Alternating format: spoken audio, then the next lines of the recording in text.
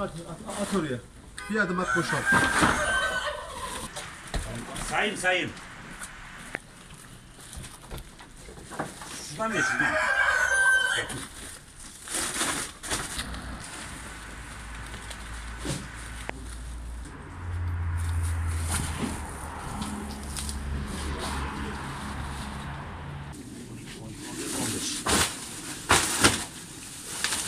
Gelen mi? Yok sen burada buraya yap. Yok.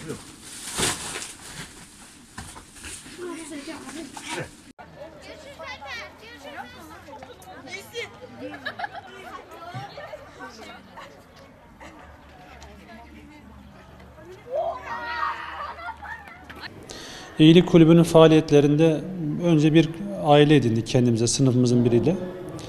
Dedi ki bu ailemizin ihtiyaçlarını öğrencilerimizle beraber karşılayalım. Buradan doğdu. O çalışma büyüdü elhamdülillah. Şu ana kadar 30'a yakın ailemiz oldu. 30'a yakın ailenin temel gıda ve temizlik ihtiyaçlarını düzenli şekilde gidermeye çalışıyoruz. Bunun yanında bu ailelerimizin tabii başka ihtiyaçları da var. Öğrencisi olan ailelerimiz var. Bunların kaynak kitaplarını ayarlamaya çalışıyoruz. Önümüz kış, velilerimizin, öğrencilerimizin, öğretmenlerimizin desteğiyle kışlık yakacaklarına destek olmaya çalışıyoruz mümkün mertebe. İşte kışlık elbise, kışlık ayakkabı veya yaza dönük yine ihtiyaçlarını gidermeye çalışıyoruz ailelerimizin. Kardeşliğin sözle olmadığını, bunun fiile dökülmesi gerektiğini ortaya koymak için bu çalışmayı başlattık. Çünkü kardeşlik emek ve hassasiyet ister. Kardeş aile çalışmasının da temel misyonu bu aslında. Öğrencilerimiz arasında, gençlerimiz arasında o kardeşlik düşüncesini yaymak. Biz Hazreti Peygamberimizden biliyoruz. Komşusu açken tok yatan bizden değildir diyor.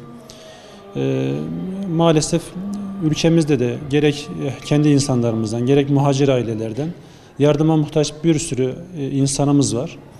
Elden geldiğince, gücümüzün yettiğince bu ailelerimize ulaşıp onların ihtiyaçlarını gidermeye çalışıyoruz el birliğiyle. Bu işi yaparken biz para toplamıyoruz.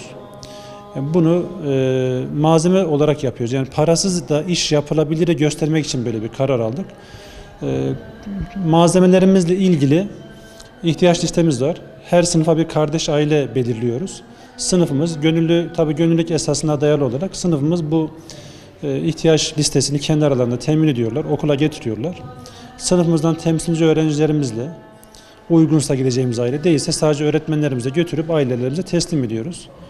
Doğası bol bir işimiz elhamdülillah, okulumuzun da sadakayı cariyesi olduğunu düşünüyoruz. Bunun öğrencilerimiz üzerinde çok ciddi etkileri var. Öğrencilerimiz hem sahada ihtiyaç sahibi aileleri görüyorlar. Başka bir dünyanın olduğunu da fark ediyorlar. Ve o merhameti iliklerine kadar hissediyorlar. Şimdi malumunuz artık evlerimiz kaloriferli, fakat ihtiyaç sahibi ailelerimiz hala odun kömür yakıyor. Bizim gençlerimiz, öğrencilerimiz, erkekli kızlı o çuvalları, o kömür torbalarını yerine göre sırtlarına taşıyarak götürüyorlar ve bu duyguyu yaşamış oluyorlar. O sorumluluk bilincini geliştirmiş oluyorlar. Bu amaçla bu çalışmaları koordine etmeye çalışıyoruz. İyilik Kulübü'nün faaliyetleri bir örnek olmasını biz istiyoruz diğer okullarımızda. Bu çalışma ne kadar yayılırsa hem öğrencilerimizdeki sorumluluk bilinci, gençlerimizdeki bu sorumluluk ve başkasının empati bilinci gelişecek ve ihtiyaç sahibi ailelerimiz inşallah daha da azalacak. Birçok kardeşimize dolaşmış olacağız. Bunun olmasını temenni ediyoruz inşallah. Biz okulda kardeş aile projemizle beraber 30'a yakın aileyi maddi ve manevi olarak yardım veriyoruz. Gıda yardımı, yakacak yardımı.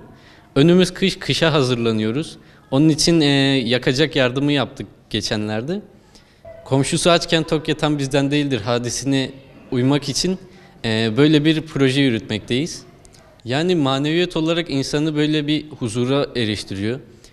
Allah'a yakın olmamız gerektiğini, verdiği her nimet için şükretmemiz gerektiğini, hamd etmemiz gerektiğini hatırlatıyor insana.